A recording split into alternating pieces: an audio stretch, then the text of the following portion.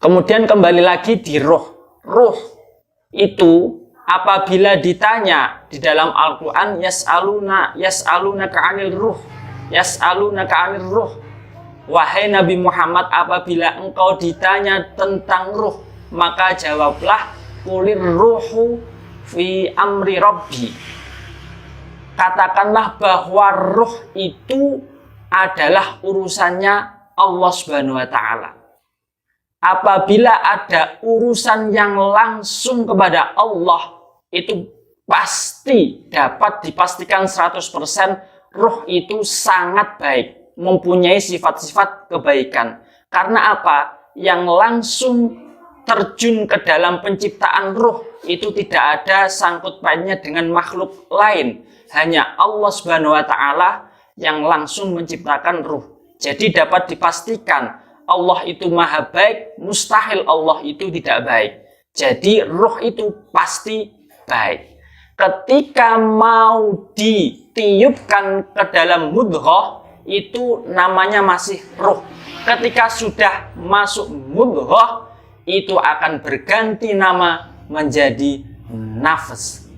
Di dalam Al-Quran itu sudah diciptakan atau sudah didawuhkan oleh Allah Subhanahu wa ta'ala di dalam surat Asy-Syams, yaitu wasyamsi wadduhaha wal qamari idza talaha wan nahari idza jallaha wal laili idza yaghshaha was samai wama banaha wal ardi wama tahaha. Ini dari ayat ini. Wa nafsi wa ma sawwaha.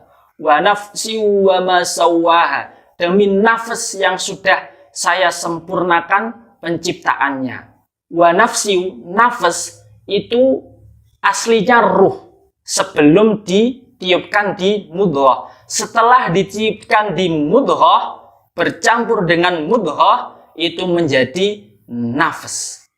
Itulah yang dinamakan nafas. Fa'alhamaha fujuraha wa taqwaha.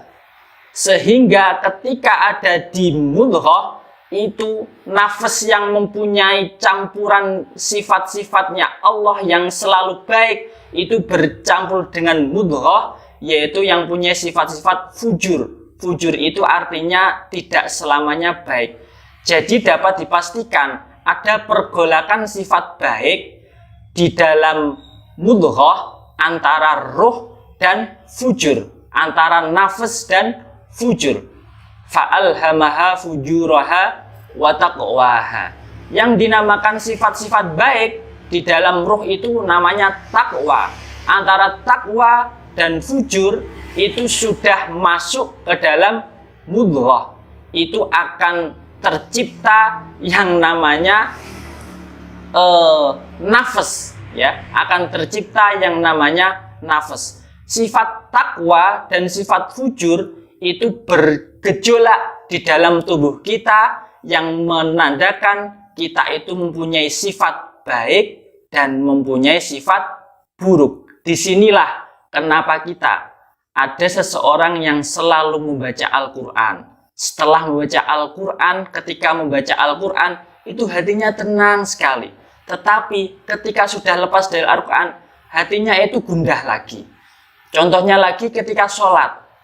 Ketika sholat itu hatinya tenang sekali, mengingat Allah, ingat dengan Allah, ingat perbuatan Allah, sifat-sifat Allah, Rahman Rahimnya Allah. Tetapi ketika sudah melaksanakan sholat itu lepas lagi. Nah, itulah yang namanya nafas. Nafas itu pergolakan antara takwa dan fujur yang ada di dalam diri kita. Sehingga manusia itu imannya itu yazid wa yanqus, kadang naik, kadang turun. Inilah yang menyebabkan kita itu mempunyai sifat baik atau sifat buruk. Sangat tergantung dengan fujur kita, yaitu orang tua kita. Apabila orang tua kita itu mempunyai sifat baik, makan makanannya itu juga baik, halalan thayyibah, maka dapat dipastikan fujur kita itu juga menjadi baik. Kalau baik bertemu baik, itu pasti mempunyai anak keturunan yang baik. Seperti itulah proses penciptaannya. Kemudian bagaimana untuk melaksanakan nafas itu agar menjadi sifat-sifat baik? Maka di dalam ayat selanjutnya itu diterangkan, fa'alhamaha fujuraha wa taqwaha qad aflaha man zakkaha. Inilah Al-Quran yang sangat indah bahasanya, yang dapat menjawab semua problematika umat manusia. Apabila ada pergejolakan di dalam hidup kita, di dalam diri kita, antara nafas, antara takwa dan fujur, yang mempunyai arti nafas itu qad aflaha man zakkaha. Sungguh orang itu beruntung apabila dapat tazkiyah.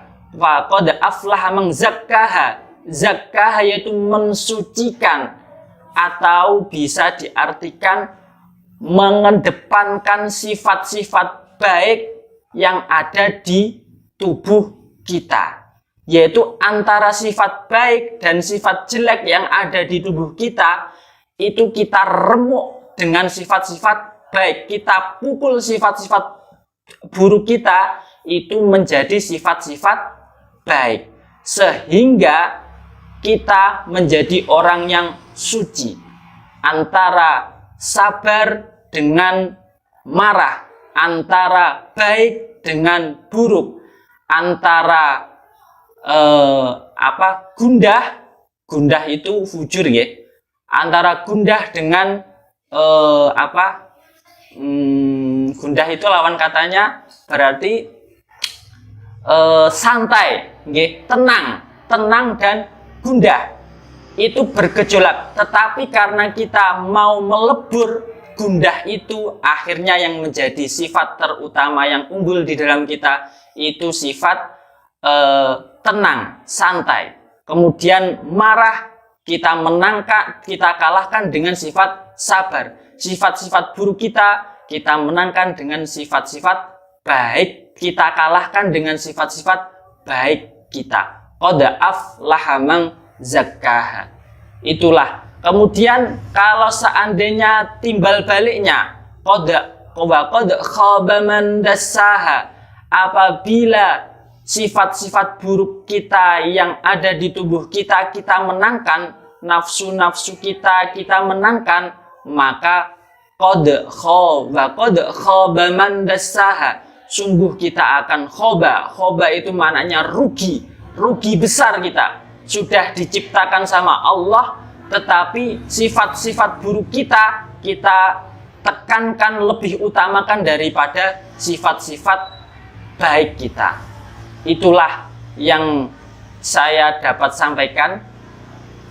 Mungkin dari kata zakkaha dan nafas ini akan tercipta ilmu yang namanya tazkiyatun nafas, yaitu cara-cara mensucikan nafas kita.